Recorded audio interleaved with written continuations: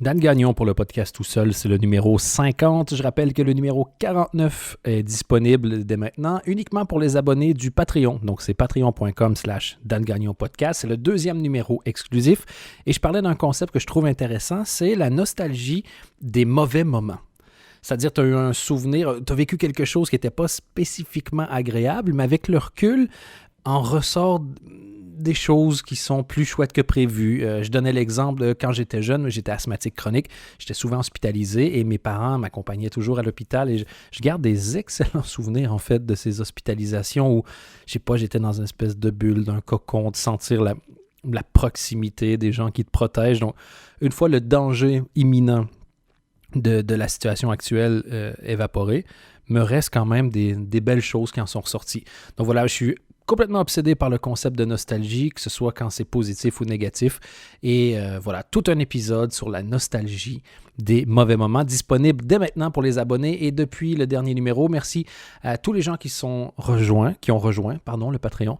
Et on a entre autres donc Dorothée, que je veux remercier et accueillir dans ce groupe. Aujourd'hui, j'avais fait le numéro 50 à la base sur les appartements qui vous ont le plus marqué dans les séries télé. Et j'ai fait des recherches sur ce sujet, des petits trucs cachés, le pourquoi, du comment. Mais en fait, j'ai supprimé le numéro parce qu'aujourd'hui au Québec, donc j'enregistre le 21 septembre, pour ceux qui ne suivent pas en temps réel, et la santé publique a annoncé qu'on était rentré dans une deuxième vague officiellement pour le COVID-19. Et en fait, je suis super saoulé. Je suis super saoulé de la putain de fragilité ambiante des gens qui n'ont jamais rien vécu de difficile et pour qui suivre 2 fucking mesures faciles a l'air d'être la fin de la vie. Et forcément, comme plein de gens, je veux dire, quand tu regardes le pourcentage de commerces qui ont fait faillite, une chier de resto autour de chez moi, ça ne sera pas un numéro à faire écouter aux enfants. Au niveau de la langue, ça ne sera pas oufement châtié. Ouais. Mais donc, il y a une chier de restos donc, qui ont fait faillite, des commerces qui ont galéré, des travailleurs autonomes indépendants, tous des gens qui n'ont pas pu être aidés de la même manière que d'autres, des gens que je connais qui ont pété les plombs parce qu'ils se sont retrouvés à la maison, confinés, c'est super difficile, pas de contact avec des enfants, pas nécessairement facile à gérer toujours comme situation. Et tu dis, t'en ressors. Donc ça, c'était au printemps. Hiver, printemps, t'en ressors, il y a l'été qui arrive, on sait que c'est facilitant. T'as des gens qui croient pas que c'est arrivé, des gens qui croient que c'est une fausse pandémie, des gens qui croient qu'il n'y aura pas de deuxième vague, mais ce que tu crois ou ce que tu crois pas, après avoir lu 6 articles, genre dont je fais partie, on sent pas les couilles. On s'en tamponne le coquinou, je sais pas. J'essaie de dire des insultes qui soient pas sexuelles maintenant. Mais ce que tu mets dans la balance, c'est genre mettre un bout de tissu sur ma face ou ne pas mettre un bout de tissu sur ma face. Hein.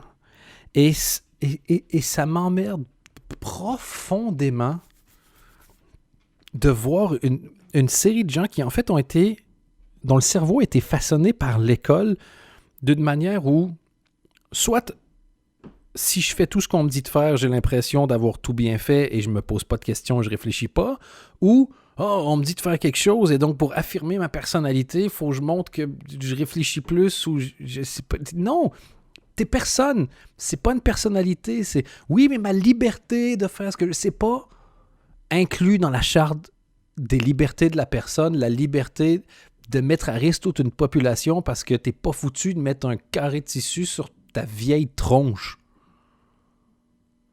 Non, mais peut-être que ça sert à rien. Tant pis, au pire. On n'aura pas vu la moitié de ta gueule pendant quelques mois. On va tous s'en remettre. J'ai du mal à respirer. Reste chez vous. Envoie quelqu'un d'autre, commande. C'est pas compliqué, c'est pas difficile. Mais si vraiment tu as envie de te battre pour des libertés, trouve-toi un sujet qui vaut la peine. Trouve-toi un thème. Trouve-toi des gens qui ont besoin de ton agressivité et le fait que ton agressivité qui naisse d'une chier de problème puisse être canalisée dans quelque chose de positif pourra peut-être être un baume sur le reste de ta life. Il y a des endroits, c'est ça qui me tue, il y a des endroits dans le monde où ils ont réussi. Fucking Nouvelle-Zélande. Eux, ils ressortent de l'hiver en ce moment. Et ils ont réussi à tuer la saison de la grippe et à gérer la pandémie. C'est possible. Et tous les arguments... Je ne suis pas un épidémiologiste, je suis même pas capable de le prononcer, donc j'en suis certainement pas un. Si t'es pas capable de prononcer le nom du cours, tu peux pas suivre les études, d'après moi. Ou si pas, ça devrait vraiment être un garde-fou très important à l'entrée du truc. Je voudrais être épistémologiste. Fait, ben non. Ben, je comprends. Mais...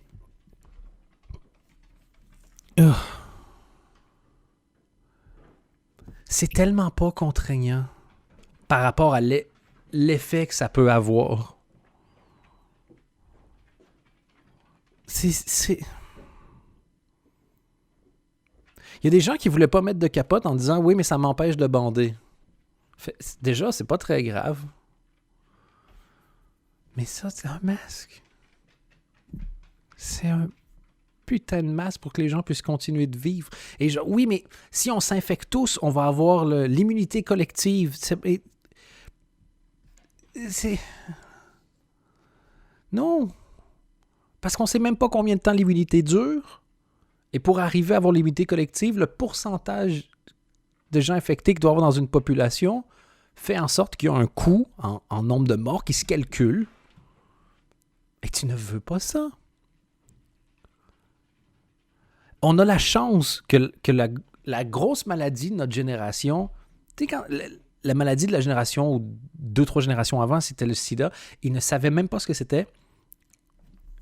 Et encore aujourd'hui, tu n'as pas spécifiquement de traitement où tu es sûr de guérir. Nous, tout ce qu'on a à faire, l'effort qui nous est demandé, c'est faire gaffe aux autres en attendant qu'il y ait un vaccin. On a la chance d'avoir toute la planète scientifique qui travaille et on se dit pas genre, est-ce qu'on va réussir à trouver un vaccin? Non, c'est, le vaccin n'arrive pas assez vite. Il va y avoir un vaccin. Attends. Attends le putain de vaccin.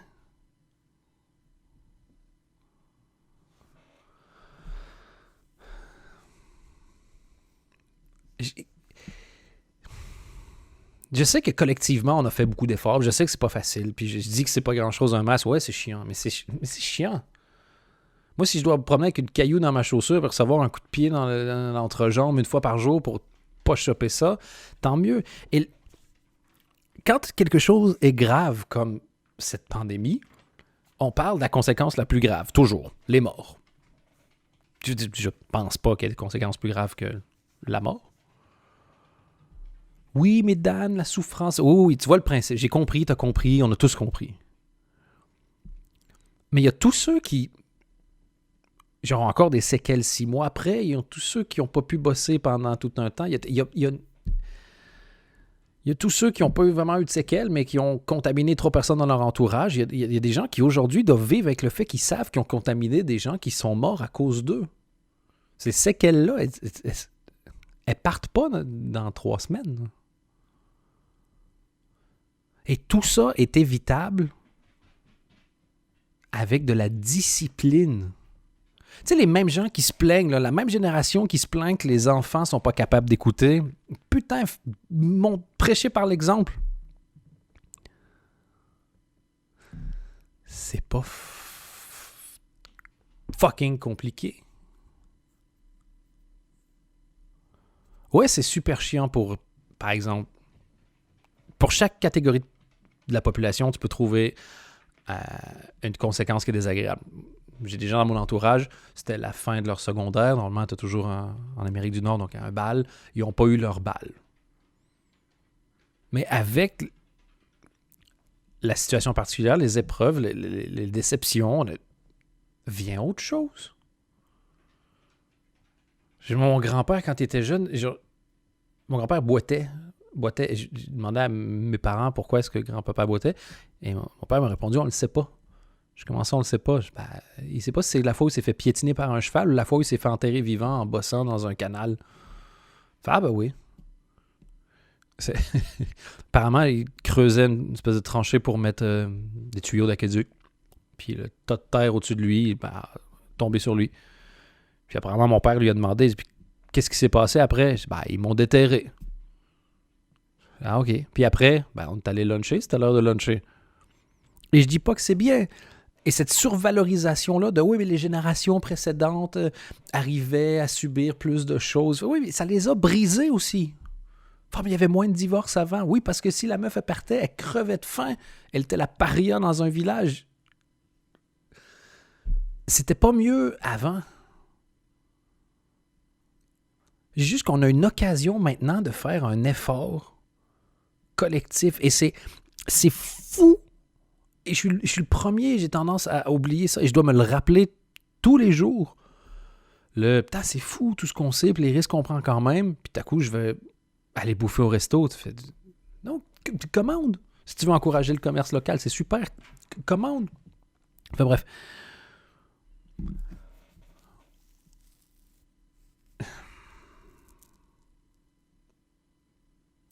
Ça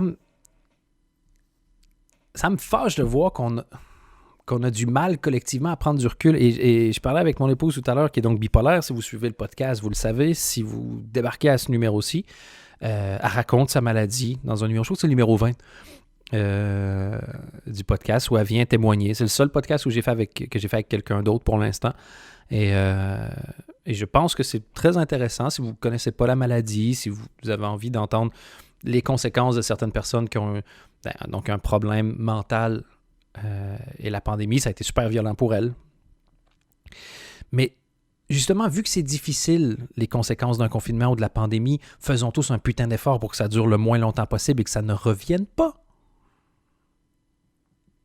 Enfin bref, elle a dit ce que je ne comprends pas avec ça. Elle a dit, j'ai l'impression que la population, de manière générale, réagit comme des bipolaires. C'est-à-dire que la première vague, il y a eu énormément de mesures, tout le monde a fait énormément d'efforts, il y a eu des conséquences, mais on a l'impression d'avoir évité, en tout cas au moins les scénarios catastrophes, quand les gens ont voulu nous convaincre, les autorités ont voulu nous convaincre de faire des efforts. Ce qu'ils ont mis à l'avant, c'est genre les scénarios catastrophes. Si on ne faisait pas les efforts, on fait les efforts, on évite les scénarios les pires. Et les gens se disent, tu vois qu'on a paniqué pour rien. Elle dit, c'est comme un bipolaire qui, quand il prend ses médicaments, se dit, mais en fait, j'ai pas de maladie, je vais bien. Donc, arrête de prendre ses médicaments et rechute 2 fois pire.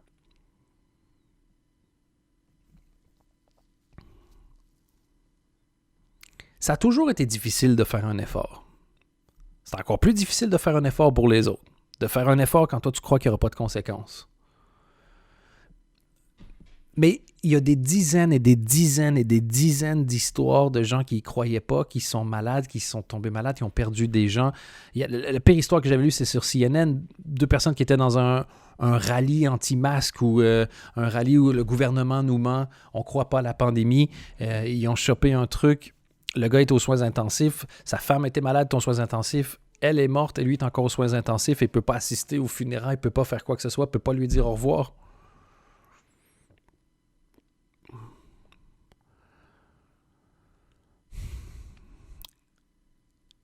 On a toujours besoin d'un ennemi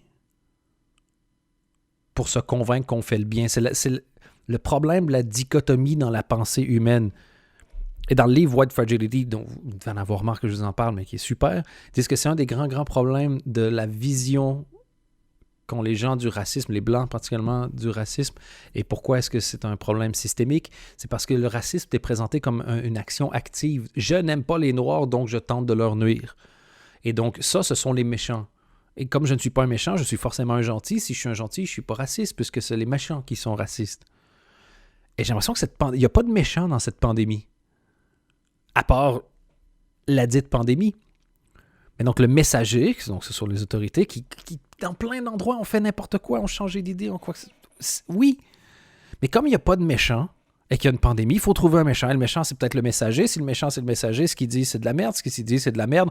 On se révolte contre le messager. Je suis pas d'accord avec ce qu'ils disent. On se révolte contre le messager, mais on revient à ce truc de l'école. Moi, j'en parlais aujourd'hui parce qu'il y avait quelqu'un qui me disait dans mon école, il y a une personne dont le fils était sorti de l'endroit où il est parce qu'il y a un cas de COVID dans son environnement, et la personne se présente quand même à l'école en disant, selon les normes locales, on me dit que je dois me présenter à l'école. Et tu dis, il y a eu au Québec 5000 morts avec la première vague. J'ai pas envie de suivre les normes, j'ai envie de faire mieux. Et c'est le putain de problème de 5000 morts aussi. 5000 morts, c'est 2 fois le 11 septembre. On ne fera pas de commémoration dans 20 ans pour le COVID au Québec. Parce que c'est tellement plus marquant de voir un avion rentrer dans des tours que de savoir qu'il y a des gens que tu connais pas qui sont en train de crever dans des résidences pour personnes âgées. Et c'est une des choses qui est dite littéralement dans certaines radios, de certains polémistes, de c'est des gens qui étaient fragilisés. Non, mais allons dans les homes, les EHPAD, donc vous dites en France, quoi, et les CHSLD qu'on dit au Québec, Centre hospitalier de soins à longue durée, et gonnons tout le monde à ce moment-là. Foutons le feu. On n'en a rien à foutre, apparemment, à son vie. Ils ralentissent le groupe ou quoi?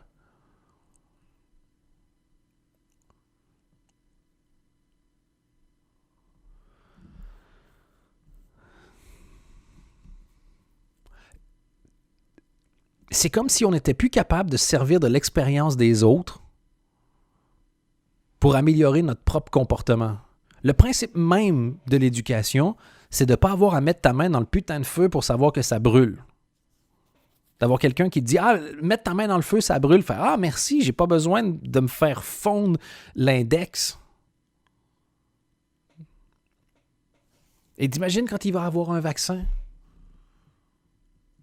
La quantité de gens qui vont faire « Ah, mais en fait, c'est un complot mondial pour vendre des vaccins. » Quel complot mondial vise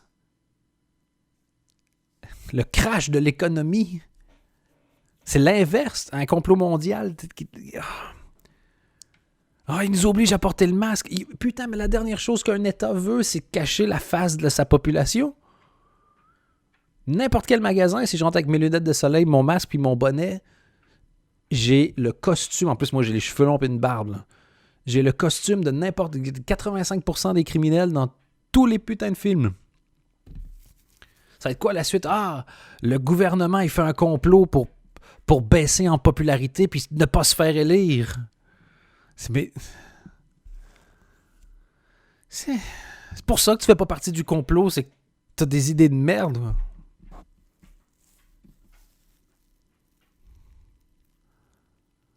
C'est devenu une identité, quoi.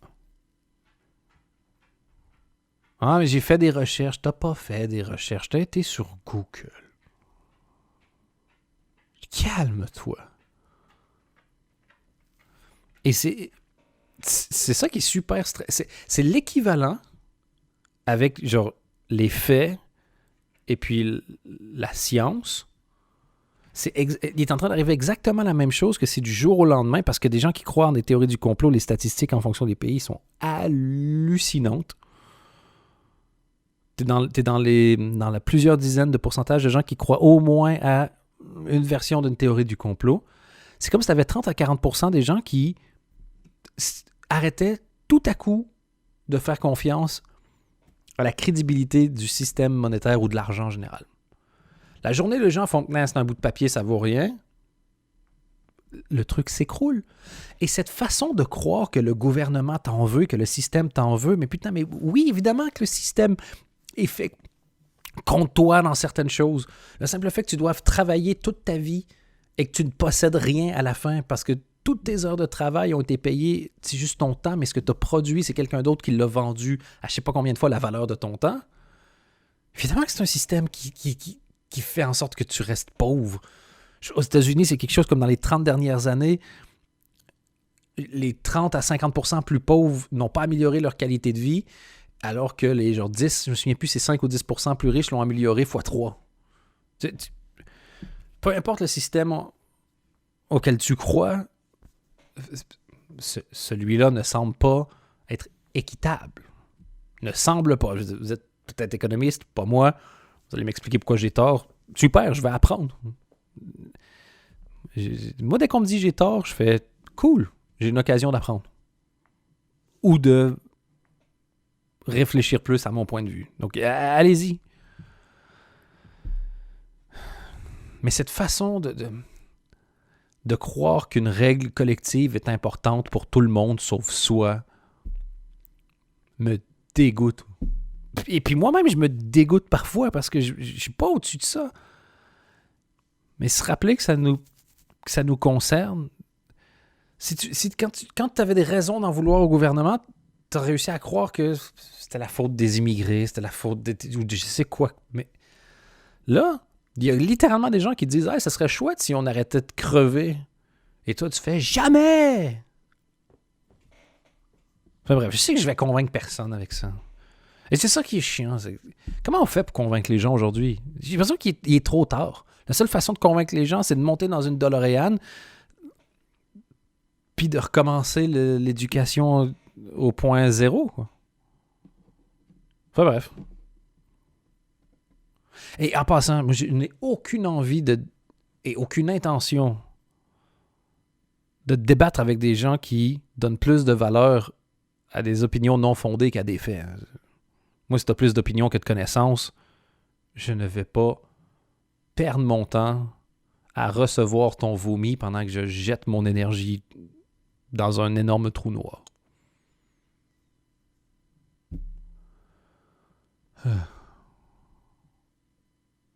Tu sais quoi, ça aurait servi juste à ça, là? Je me sens déjà un peu mieux. Merci. N'hésitez pas à vous abonner pour vous faire engueuler pendant 22 minutes. La raison pour laquelle je vais publier ce numéro quand même, là, c'est que j'ai fait une promesse au début du podcast, c'est que j'ai essayé d'être le plus sincère possible. Et aujourd'hui, ça m'aurait fait chier de publier ce truc-là un peu léger sur les apparts dans les séries. Et j'ai supprimé ce que j'avais enregistré parce que la prochaine fois que je le ferai, je ne serai pas exactement dans le même mood. Donc j'ai préféré jeter du travail puis être sincère. Donc voilà, je suis toujours hoche d'avoir vos retours. Je vous remercie infiniment. Je vois encore une fois les abonnements qui augmentent, les écoutes qui augmentent. Donc chaque fois, même il y a un moment qui t'a touché, un commentaire, t'as pensé à une personne et t'as partagé une fois le podcast, je te remercie du fond du cœur. Ça me permet franchement d'avancer. Et encore une fois, si vous cherchez une façon de m'aider parce que vous aimez ce que je fais, j'apprécie beaucoup. Et vous pouvez vous abonner à iTunes, Spotify, Deezer ou YouTube aussi. Donc, je mets en audio sur YouTube. Et puis, si vous voulez vraiment très fort m'encourager et avoir des numéros exclusifs, c'est encore une fois le Patreon Dan Gagnon. Patreon.com, putain, je me trompe à chaque fois. Patreon.com/Dan Gagnon Podcast. Donc, patreon.com/Dan Gagnon Podcast. C'est tout pour le numéro 50. Normalement, le 51 devrait être un peu plus léger. Qui sait?